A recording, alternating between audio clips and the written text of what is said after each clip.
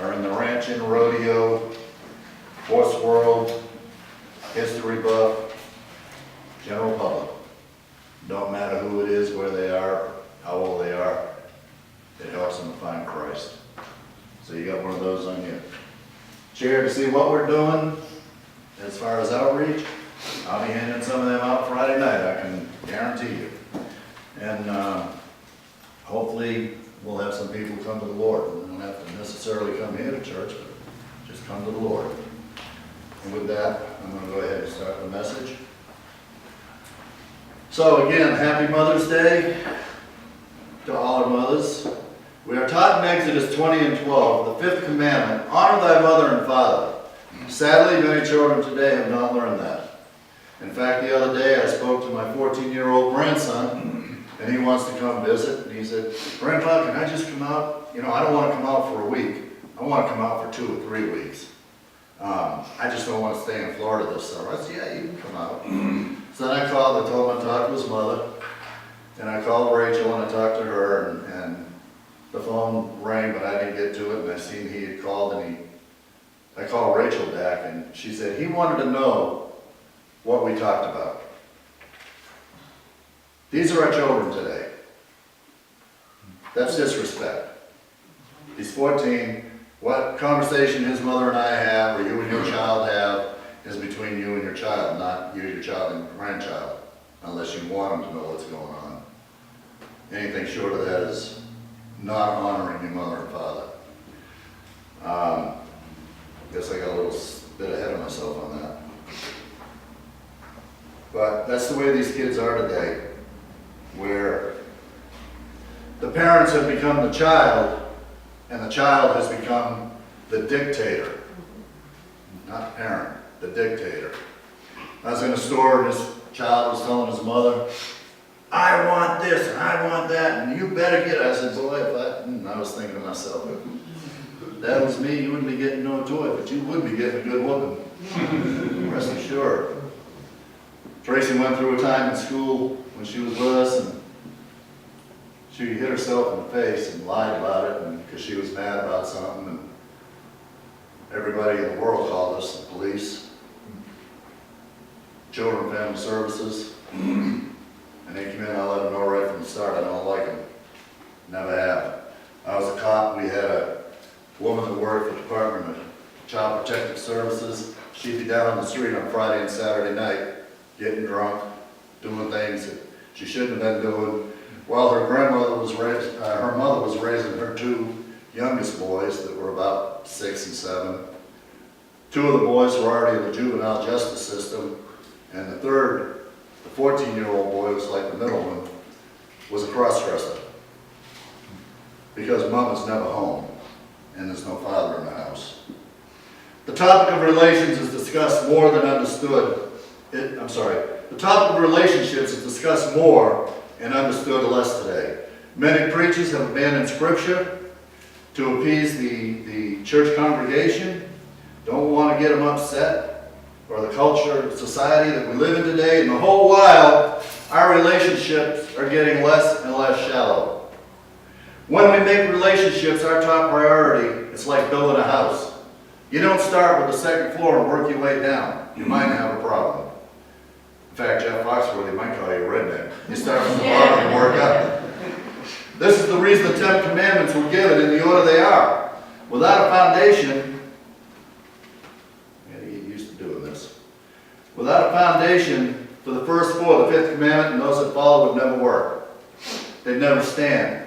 Honoring your mother and father wouldn't work if first we did not know to honor and obey who? God. If you don't know to honor and obey God, or you choose not to, then you're not going to raise your child up in godly ways. I never had that upbringing. My kids did, but I didn't. I was raised up in the Catholic Church. You go to confession on Saturday, you go to church on Sunday, and you do all the bad stuff Monday through Friday, go back to confession on Saturday. And that's pretty much the way I was raised until I found the Lord. So let's begin today by looking at the history of Mother's Day. It first began about 155 years ago when Anna Jarvis wanted to reach out to the community. She was an Appalachian homemaker, and as you know, there's a lot of kids up there. You know, we send all this money overseas to Africa, to Haiti, to the Philippines. We send it all over the world. And yet we still have kids living in Appalachia, in the mountains of Tennessee, the mountains of Kentucky, the coal mining towns of West Virginia, that at 3 o'clock in the morning are going out to an outhouse barefooted because they don't even have shoes or plumbing. But we have all kinds of money to give the world.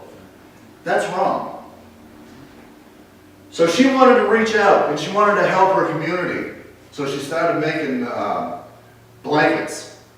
And she wanted to do this, and she began a campaign to memorialize the work. Oh, I got ahead of myself again, I'm sorry. Her daughter, she passed away in 1905, and her daughter took up the task. She began making the blankets and getting them out into the community. And she also did something, she went a little bit further. She notified Congress, and she wanted to honor her mother in such a way that she would always be remembered. And here we are today. In 1914, 9 years after she began her campaign, President Woodrow Wilson signed a bill declaring Mother's Day a national holiday. And that's why we're here to honor you today.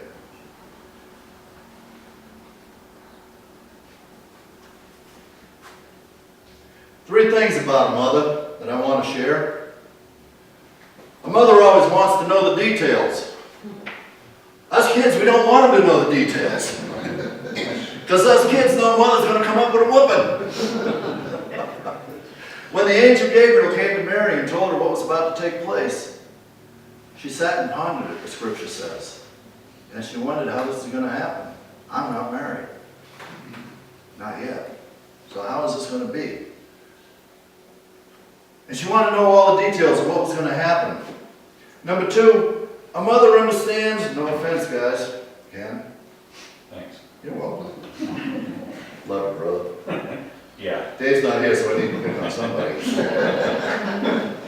Dave says, oh, I know what's coming. I think I'll just find plenty to do up here at the camp, right? Yeah, he's got like, they got like 21 days to get this camp ready for what, 300 people? Close to it. And he's got bridges to repair, decks to lay down, bathrooms to fix. He's got a workload. And a tennis court to get in shape too. So, a mother understands what a father never will comprehend. Mary and Elizabeth both understood and believed in the events that were ongoing and forthcoming and the fulfillment of those things that they had been told. Number three, mother's rule. Thank you, ladies. I didn't think you were going to sit there quiet. I thought I'd get at least one fist from yeah. Mother's rule. They remember all the firsts. They remember the first cry of a baby. They remember the first smile. And that first tooth when it fell out or came in. They remember how to run a computer. They remember the first footsteps and the first day of school. And Haley, when you're old enough, they remember the first date. And the worst part of all this remembering, 50 years later, they still remember what time you came home. Oh yeah. Remember that night I chose to be home at 9 and you came home at 12? And then the kid tells me, yeah, I remember the whooping I got. They can tell you the dates of each of those in that first day. Mother's Day, those words have a special warmth to them. Sadly, we think of it as a Norman Rockwell painting, a happy home, everyone dressed up in their Sunday best, go to church clothes, and growing up in homes that are up in the country, and we can visualize the homes we grew up in. I grew up in a good home. Well, sort of. The home was good. The upbringing wasn't so good. But I had the fun of running and playing in 100 acres of woods. And going to a friend's house, and it was a farm that I basically grew up on. And 125 acres of field and pasture, woods, and a pond. We used to have BB gun fights across the pond. Just enough distance where when you got hit, it didn't sting. And when the other guys were getting into trouble and going and smoking pot and drinking, I was down on the river fishing. I was out in the woods hunting. I was over on the farm riding horses. I loved being outside in the country, raised up in the country. I wonder, because even though my roots are in Alabama, I was born in Boston. I'm a southern boy displaced. The good news is it was South Boston, so at least I can say that. But I gotta wonder about, because I was adopted, if my brothers had that same kind of upbringing. Or did they end up in prison because they lived in the city? You know, I was reading Donnie Wahlberg, comment the other day that Donnie Wahlberg made, and he had into music. I guess it was, what were those boys, Backstreet Boys or something? Marky Mark and the Funky Bunch. I don't know who they were. That was him. That was what it That was was. him, yeah. But he related to how his brothers all ended up in trouble with the law. But he found something different to do. The good life of growing up in the country. The small white church at the end of the street, maybe the serene, tranquil, calm, and sterile mornings before church. In the 21st century, that's all but gone. Because we have to have mega churches today. We have to have big contemporary bands playing the music today. We need to have all kinds of things except one. A small country church environment where people worship God, not each other, or the music, or the preacher, but God. And the people that are losing are our children.